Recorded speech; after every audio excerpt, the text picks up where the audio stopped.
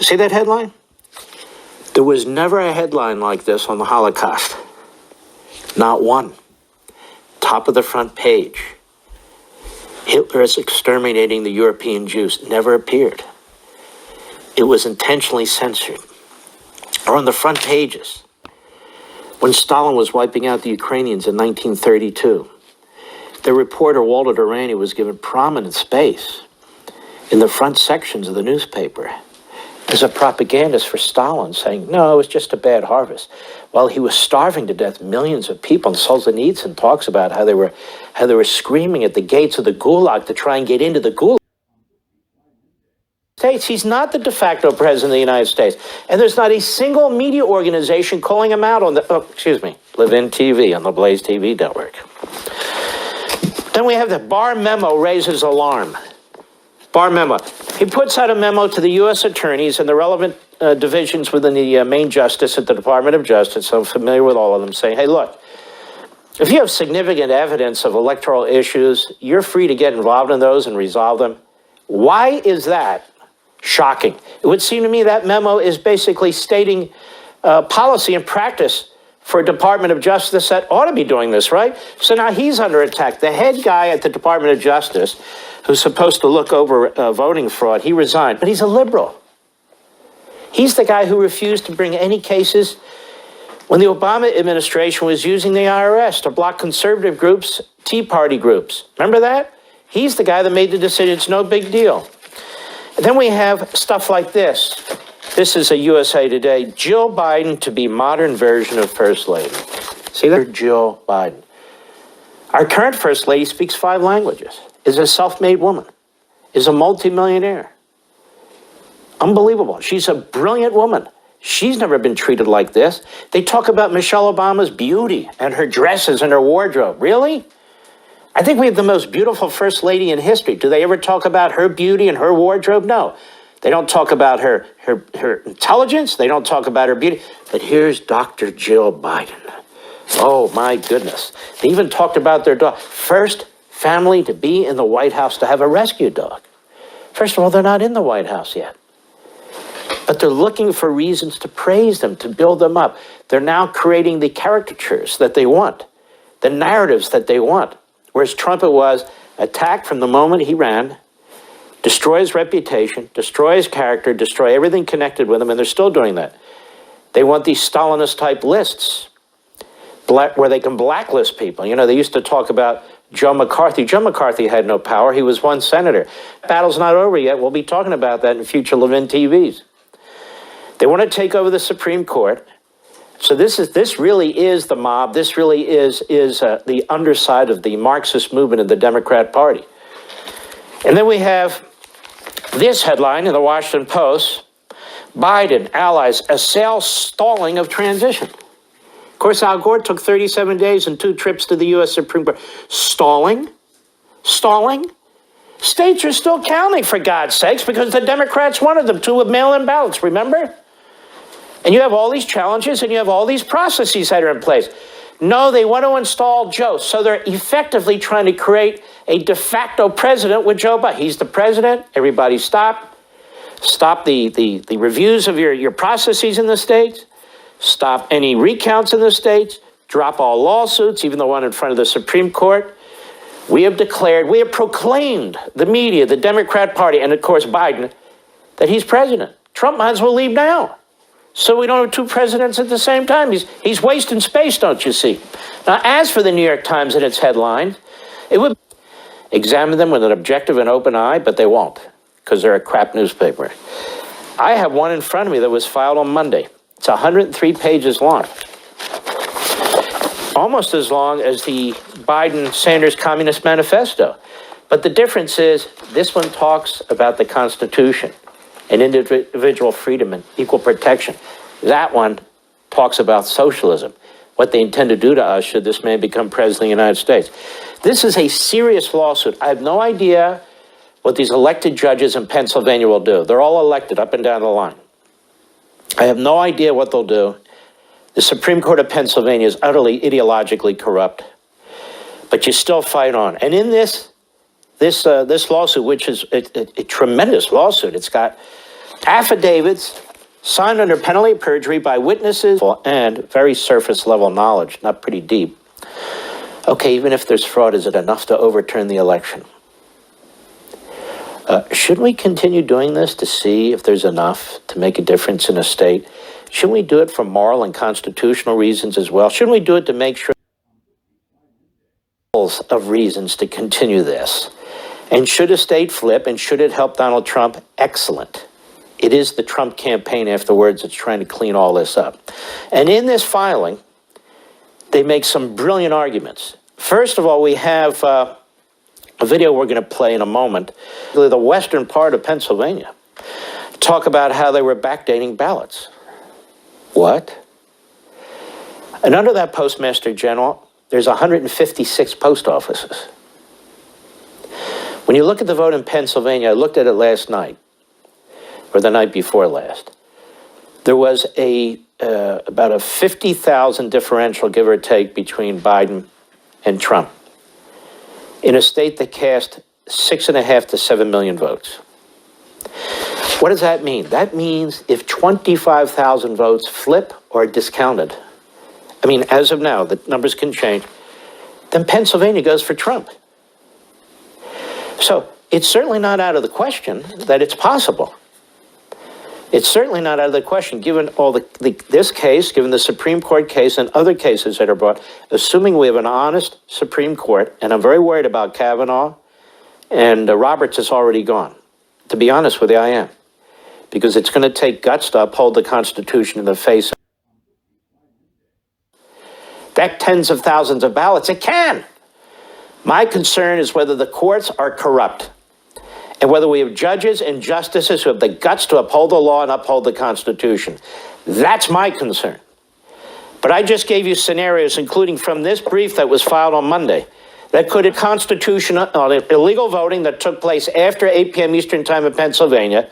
And no, that's not disenfranchisement. And if it is, it's the fault of the state Supreme Court, the governor, and the Secretary of State, all Democrats, not the Supreme Court for upholding the Constitution of the United States.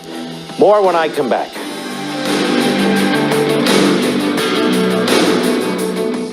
Welcome back. Ladies and gentlemen, you probably never heard of Richard Hopkins.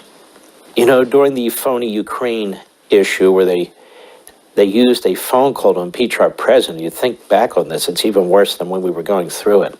And then you think of all the things the Bidens have done and how they're going to cover all that up. It's just so outrageous, like a banana republic, not even a republic, more like just a banana. In any event, Richard Hopkins is a postal worker. And he's a brave young man because he heard things and saw things involving the Postmaster General from most of Western Pennsylvania. And he heard of a scheme to backdate ballots, among other things. And he was so appalled, he came forward, he contacted the relevant individuals. And he was even willing, after some concern, to use his name. Now let's stop right there just for a brief moment. Remember the so-called whistleblower in the Ukraine case? We know who he was. He was a Biden hack. That said, he and his lawyers would not come forward with his name or his identity. We never saw his face. Yet he was used as the basis for trying to remove a president of the United States. The media protected him. As a matter of fact, the media collectively, not literally, but figuratively, put him on their shoulders and marched him around as a great hero and a great patriot. Don't anybody question him. Every single newsroom except ours and a few others. We gave his name. We wanted to question him. But he never came forward to the extent that he could be questioned publicly or even secretly by the so-called Intelligence Committee and the so-called Judiciary Committee in the House of Representatives. And he was not available even during the Senate trial. We've never seen anything like that in our entire country, that the President of the United States is treated like that. That truly is a Stalinist-type courtroom. Well, Richard Hopkins has come forward. And so what did the Washington Post do? And what are these other media outlets doing? They smeared him. They said he recanted. James O'Keefe, who first said, whoa, wait a minute. They put pressure on this guy, and he's not recanting.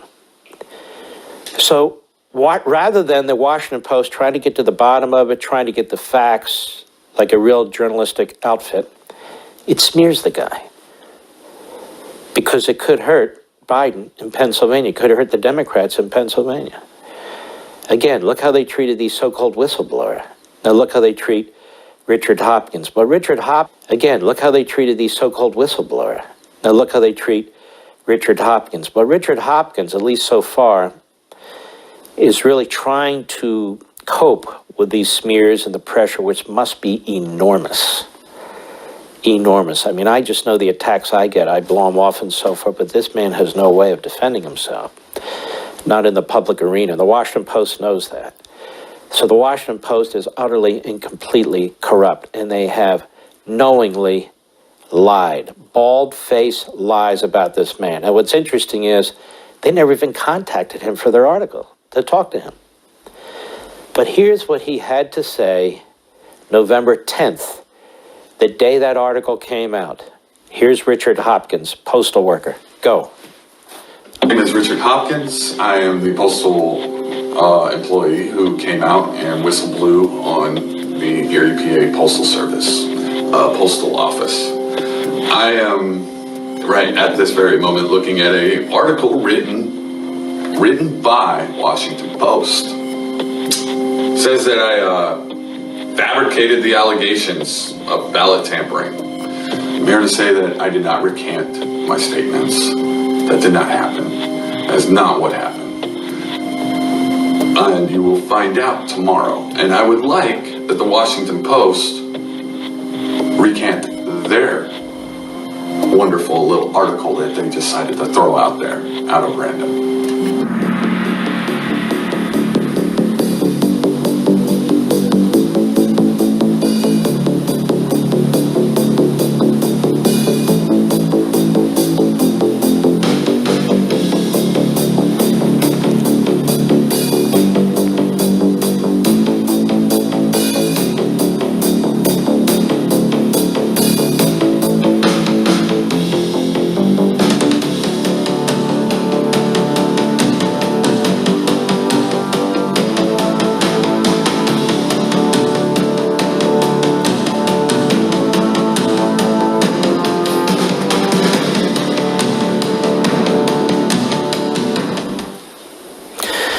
It's shocking, is it not? Where's your evidence? The man's coming forward, and they trash the man.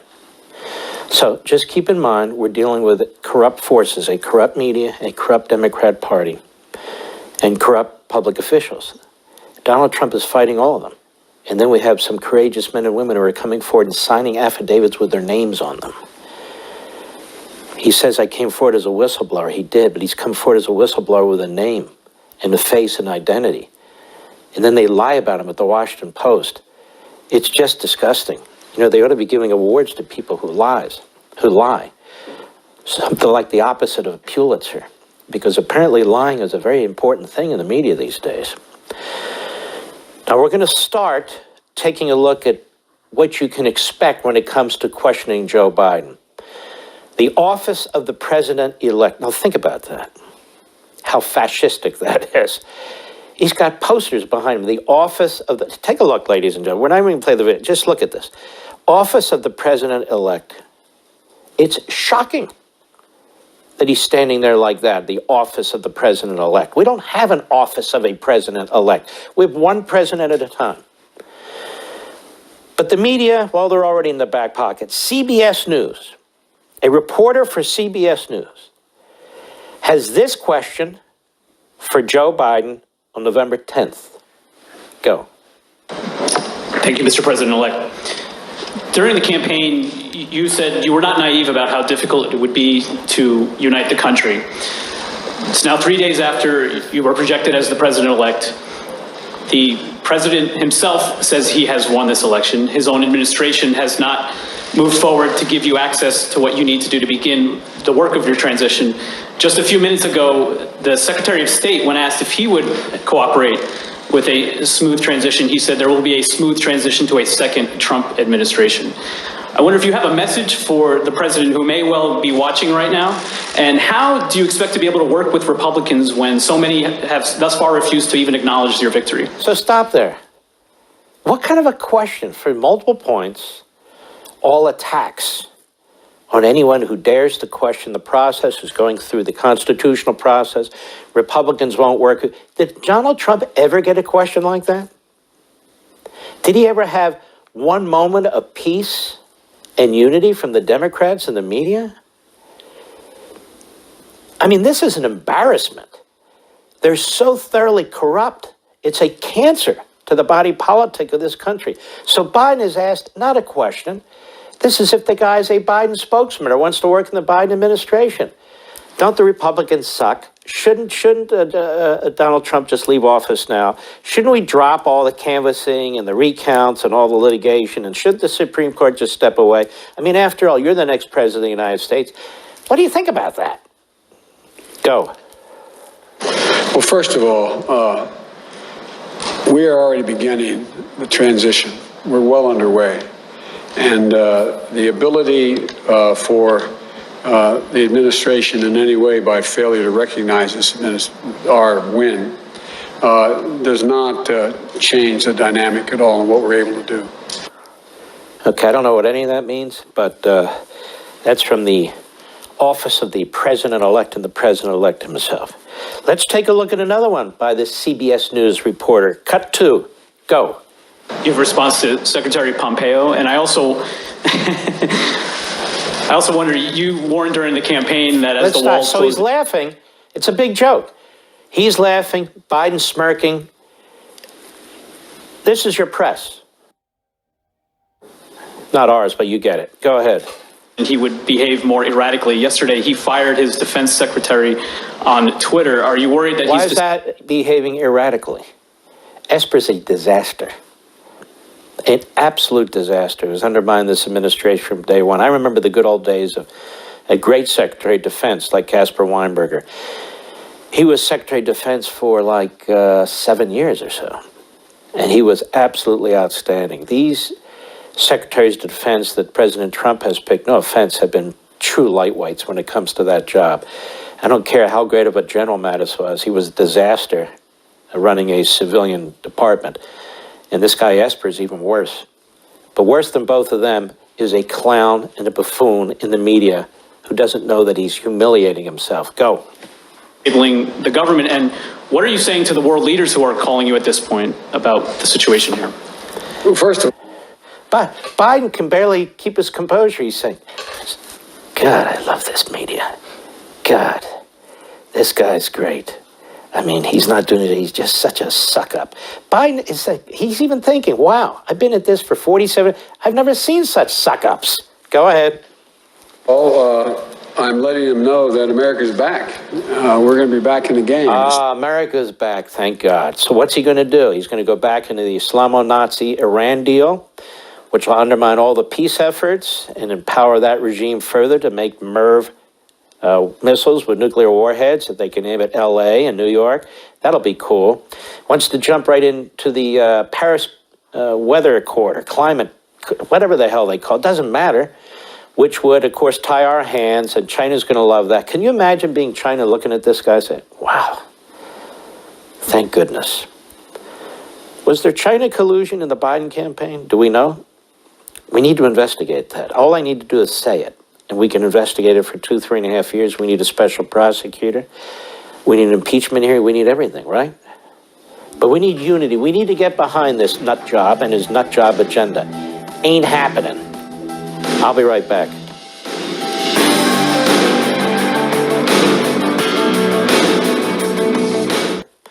I guess she's from CBS too. They have a whole farm team of nitwits and bobbleheads. All young. They all sound like they're about 12 years old. That's okay. And she has a very, very tough question for Joe Biden, so she pops up next. Let me just say this. Here's Joe Biden again in a very small, controlled area. I'm sure they're choosing what reporters they want. There was one reporter who actually started complaining. I forget the guy's name already. Constitution in the way and so forth. I mean, we had all these mail-in ballots. We had all this stuff going on there. We thought this was over. It's over already. Just because there's a 14,000 vote difference in one state, and just because there's a 11,000 vote difference in another state, and about 50,000 in a state where if you flip 25,000 and people, almost 7 million people, could be different, maybe not, I don't know. Can we get it? What do you say to the people? Oh my God, what kind of questions are these? Anyway, let's listen to the genius. Go. I just think it's an embarrassment, quite frankly. The only thing that, how can I say this? Don't say it, you idiot. I've had enough.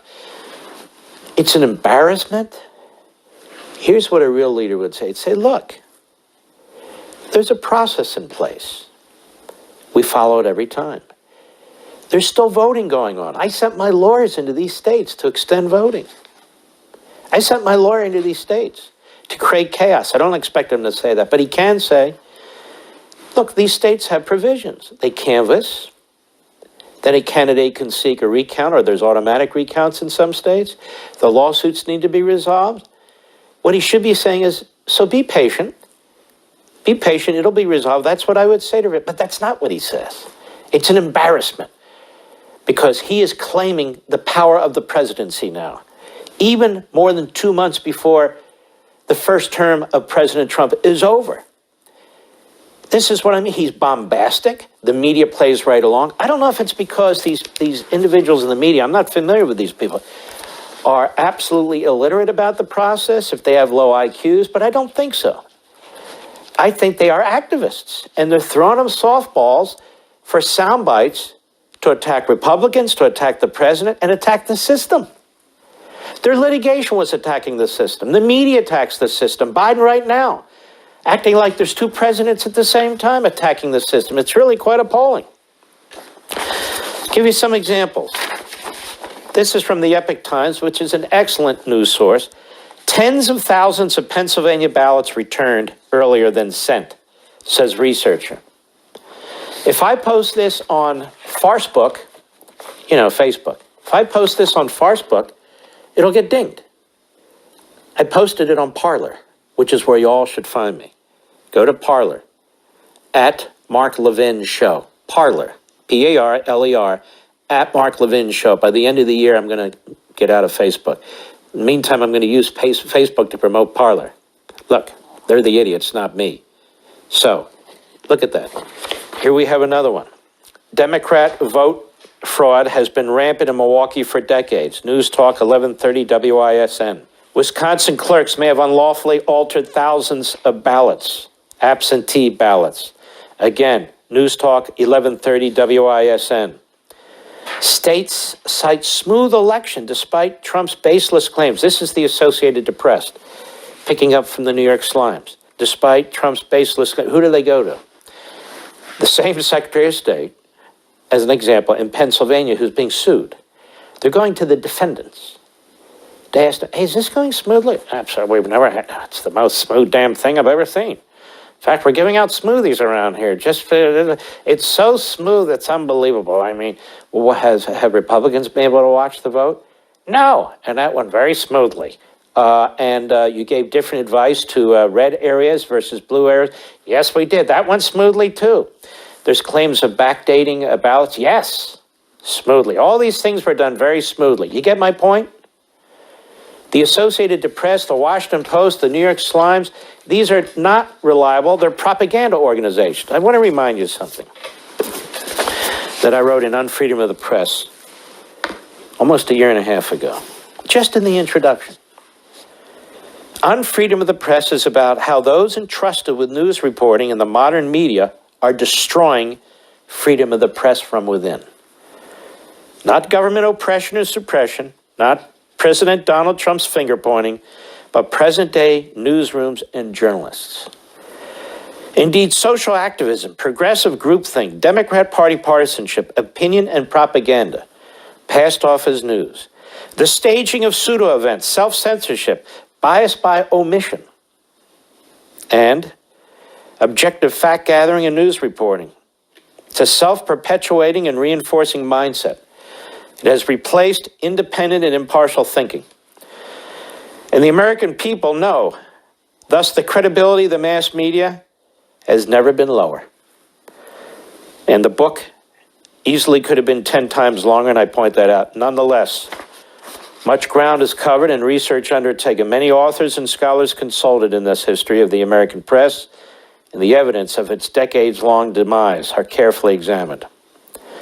Unlike the early Patriot press, today's newsrooms and journalists are mostly hostile to America's founding principles, traditions, and institutions. Remember, this came out before all the rioting and everything else that was taking place a year and a half ago. They do not promote free speech and freedom of the press, despite their self-serving and self-righteous claims. Indeed, they serve as social filters attempting to enforce uniformity of thought and social and political activism, centered on the progressive ideology and agenda. Issues, events, groups, and individuals that do not fit the narrative are dismissed or diminished. Those that do fit the narrative are elevated and celebrated. Of course, this paradigm greatly influences the culture, the government, and the national psyche. It defines a media-created reality, whether or not it has a basis in true reality, around which individuals organize their thoughts, beliefs, and in some cases, their lives. And you're seeing this right now with Joe Biden declaring that he is the official president-elect. We don't have an office of president-elect. We only have an official president-elect after all the electors have met and voted. Their votes are certified, sent to the Archivist of the United States. The Archivist of the United States then sorts through them. And then on the given day and time set in the Constitution, they are provided to a joint session of Congress with the House and the Senate, the newly elected House and the newly elected Senate. And then there's a process for them. If there's an objection by a House member, an objection by a Senate member on electors or an elector from particular states, that matter has to be taken up. If it involves the President of the United States as opposed to the Vice President, the House of Representatives meets and a majority vote determines whether to turn that matter over to the delegations for a vote. If it's the Vice President, the Senate votes. And I'm not going to get further into the weeds, but I'm giving you a flavor for what takes place. So when people keep running around, like Joe Biden is, acting like he's president, giving presidential press statements, talking about his policies and his policy changes, and that he's talking to world leaders and so forth, he's jumping the gun. Even in 2000, Al Gore never did that. He didn't go around saying, I'm the president-elect. So what's happening here is ahistorical. It violates our traditions. It violates the Constitution. It undermines that entire system. When he's running around with the poster boards behind him, the office of the president-elect, seriously, ladies and gentlemen? There is no office of the president-elect. And yet I write there's a mystery and opacity that surround all of it. And if one dares to question or criticize the motives and work product of this enterprise, the media, or aspects of it, that is, the reporting by one or more newsrooms, the response is often knee-jerk and emotionally charged, with the inquirer or critic portrayed as hostile to press freedom, and the collective media circling the wagons around themselves. It bears remembering that the purpose of a free press, like the purpose of free speech, is to nurture the mind, communicate ideas, challenge ideologies, share notions, inspire creativity, and advocate and reinforce America's founding principles. That is, to contribute to a vigorous, productive, healthy, and happy individual and to a well-functioning civil society and republic. Moreover, the media are to expose official actions aimed at squelching speech and communication. When the media function as a propaganda tool for a single political party and ideology, they not only destroy their own purpose, but threaten the existence of a free republic. When the media promote polls like they did, one poll showed before Election Day that the President of the United States was 23 points behind on senior citizens. And now we find out after the election he was 5 points ahead. That is poison. That is poison. When one poll says you're 17 points behind in Wisconsin, and there's a 10, 12, 14,000 vote spread today, that is poison. When the Real Clear Politics average of polls tells us that the president's behind 9 points, 11 points, 12 points, 1 point, 14 points, that is poison. When you only have one or two polling outfits out of dozens of polling outfits getting it right because they're explaining what they're doing, and they're utterly ignored by 99% of the press, that is poison. I'll be right back.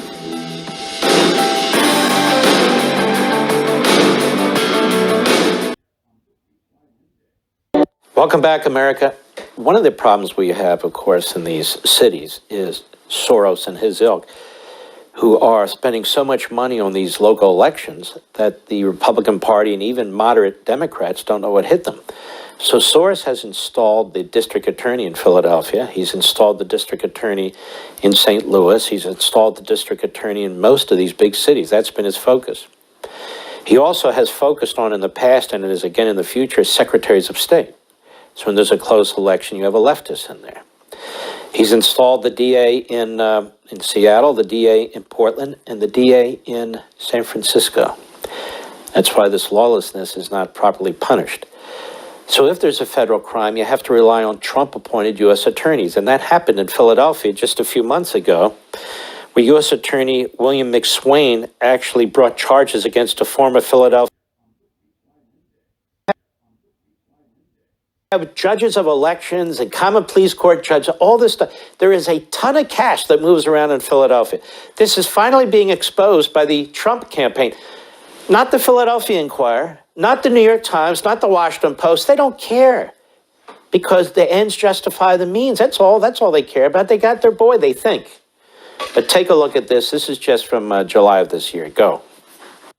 I am here to announce that the U.S. Attorney's Office has unsealed criminal charges against Dominic J. DeMuro, a former judge of elections for the 39th Ward, 36th Division in South Philadelphia. DeMuro has been charged with 2 counts. First, for conspiring to deprive Philadelphia voters of their civil rights by fraudulently stuffing the ballot boxes for specific Democratic candidates in the 2014, 2015, and 2016 primary elections.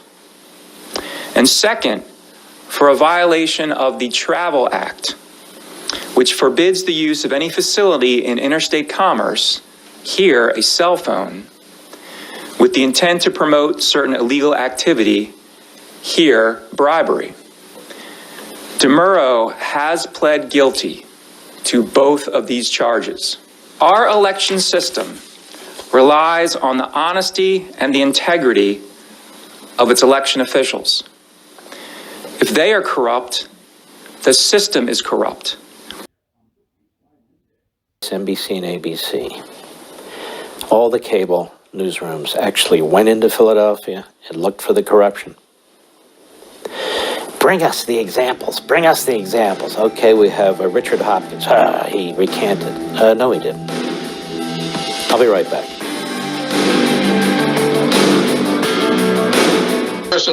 Precedent, then all of a sudden give him the authority to be dictator. That's what we're teetering on here. He did in setting up in these states over the last 12 months. He's litigating. He's looking at the votes. He's challenging where he thinks he can win, given what's going on. He's looking for the fraud. He's doing exactly what he's required to do. His lawyers, all of whom have official licenses from various states, are doing their jobs. The process goes on. It goes on until we have an inauguration. For this guy to talk about Hitler, this is what I mean. If a conservative goes on cable TV and dares to say these Democrats are committing fraud, cut him off. If a jackass like the codes of professional conduct, but you're not to threaten and pressure lawyers and their law firms to get out of cases because you don't agree with what they're doing. What the hell's happening to this country? So this jerk has the shoe on the wrong foot. It's Biden and his supporters who are continuing to do what they did before the election for 4 years. We'll keep an eye on them right here on Levin TV. Stick with us. I'll see you next time.